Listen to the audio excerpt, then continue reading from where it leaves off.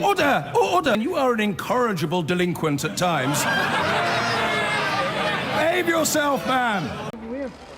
Today, a new leader for Northern Ireland's largest party. Edwin Poots the winner, 2 weeks after he led a putsch against Arlene Foster, who was undone by the fallout from Brexit and her relative social liberalism. And a carefully controlled appearance flanked by his new deputy. My agenda is reform to inspire and reinvigorate unionism, and the work has now started. I recognise the challenges ahead for our party and for our country in particular, those identified by every unionist, namely the opposition to the protocol.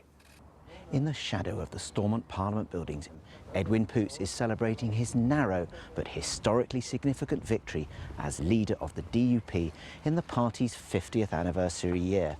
Founded in the early years of the Trouble by Ian Paisley, with support from the new leader's father, it is now led by a creationist who shares many of the socially conservative views of one of the seminal leaders in the history of Northern Ireland. But this result will reverberate across Northern Ireland. Divisions, yes, in the DUP on social issues, but agreement on the need to overturn core aspects of the Brexit deal, which have placed checks down the Irish Sea.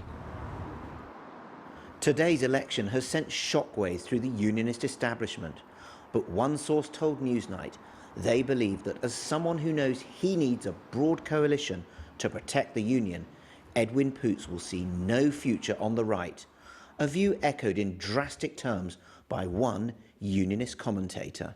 Northern Ireland needs to work, and there are a lot of people in Northern Ireland who don't want Northern Ireland to work, and I think, you know, they use political unionism's right-wing tendencies, its conservatism, to try and persuade people that really their best option is to vote for a united Ireland. My concern is that, you know, if unionism doesn't stand for at least some type of change within Northern Ireland and trying to make Northern Ireland to work, my fear is that they're going to go into a ballot box if a border poll is ever called and vote for a united Ireland, because they think that's the only way to bring about change.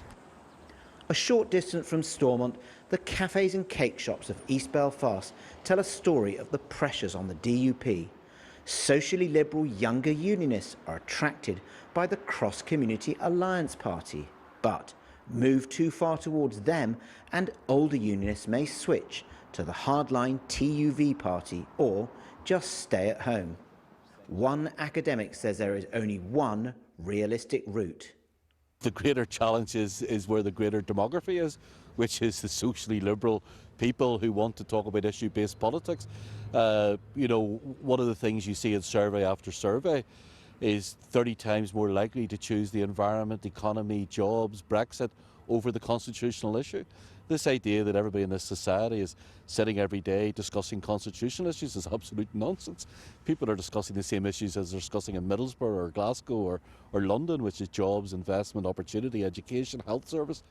And Peter Shirlow warns of a major challenge to the unionist parties, their struggle to attract voters who identify as unionists. We might be looking at a moment of realisation within unionism, and it may be the moment at which they realise that there's something wrong with the politics that they offer, when we know that 51% of those who are pro-union don't vote for the Ulster Unionists, the Democratic Unionist Party. We also know from the surveys that we do that 3/4 of those who don't vote, 76% of those who do not vote, are pro-union. So any political project would look at that and wonder, why are these people who wish to remain in the UK not voting for parties that have the word unionist in their name? An ever-distant relationship with compatriots across the water is alarming Northern Ireland's unionists. A new start today for the DUP, which will want to break down Brexit barriers, but pressure on the new leader to hold on to the widest possible electoral coalition amongst voters, with day-to-day life uppermost in their minds. Well, joining me now is Ian Paisley Jr. You were one of Edwin Poots' big backers, and you have this deeply socially conservative man. We heard there from Nick Watt some of the trends towards social progressivism. what's the strategy here? How's this going to work for your party? Cobblers to your programme so far, that's what I say initially. I mean, I'm reminded of the Frank Skinner line, you can be anything in Britain today except a Christian. I mean, that seems to be the issue. And the BBC want to lambast the man because he happens to be a man of faith. And they want to take basically the mickey out of his religion. You wouldn't do that if he was a Muslim. You wouldn't do that if he was any other religion in the United Kingdom. But you can take the mickey out of his Christian faith. You should be ashamed of yourselves. The BBC should be ashamed of yourselves from starting from that position. Because I think people are entitled to have a view. Now, he has never been in a position where he would try to force his faith down your throat or anyone else's throat. He would not allow those things to get in the way of how he engages in policy and policy making. And he's an excellent track record of working with Sinn Féin, of working with John Finucane's colleagues, of working with other people across the board to try and make this place a better place. That's what interests us, making Northern Ireland work, making it a better place, and we will do that. And he's entitled to be the leader, and he's entitled to have his faith. Of course. What's the political strategy?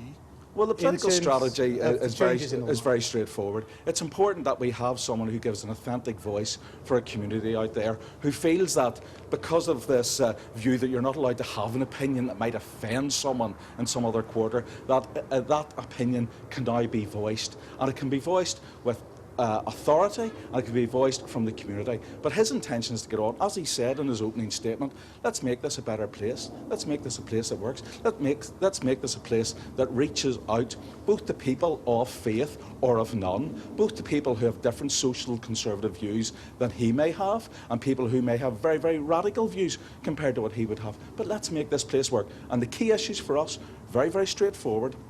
The protocol with regards to business in Northern Ireland is destroying business. Whether you're a Catholic businessman, a Protestant businessman, a businessman or woman from any other tradition, it's destroying business. Let's try and fix it. And we've already had, initially today, a conversation with the Secretary of State to say we need to address that issue fast and quickly. Every single unionist in this country is opposed to it. It needs fixed. It needs fixed fast. It is not sustainable. But we've had a case study of the influence of your party over central government over the past couple of years. You were at the peak of your influence a couple of years ago, and right now there's, what is there, 2,000 checks happening a week in the Irish Sea over there. Thousands more. OK, but you had peak influence over this process.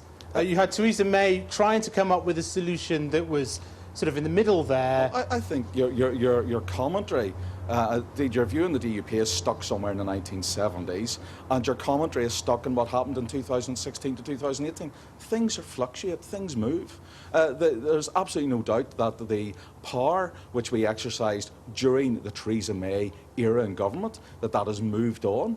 But we've moved on along with that. We're now exercising power in Northern Ireland. We have devolved authority back. We're governing our state. We're prepared to govern that state fairly and squarely with all of our partners in the government of Northern Ireland to make it a better place. But we have to make sure that the voice of the business community, the voice of the ordinary people out there who are being shafted day and daily by a protocol that doesn't work for everyone. But it was the Prime Minister who turned around and did that. Yes. But don't blame me.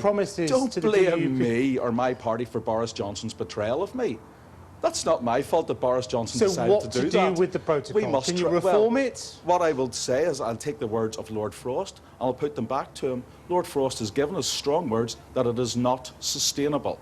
So we say to Lord Frost, some sort of alignment, we say to Lord Frost, Frost, and we say to the British government, and we'll be making this point clearly to them every day from now on, that therefore if it's not sustainable, let's move on. Within Article 16, there's a lawful way of changing it.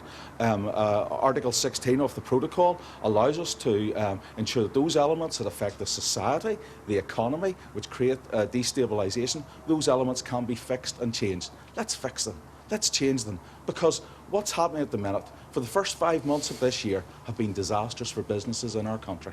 Ian Paisley, thanks for joining us. Thank you.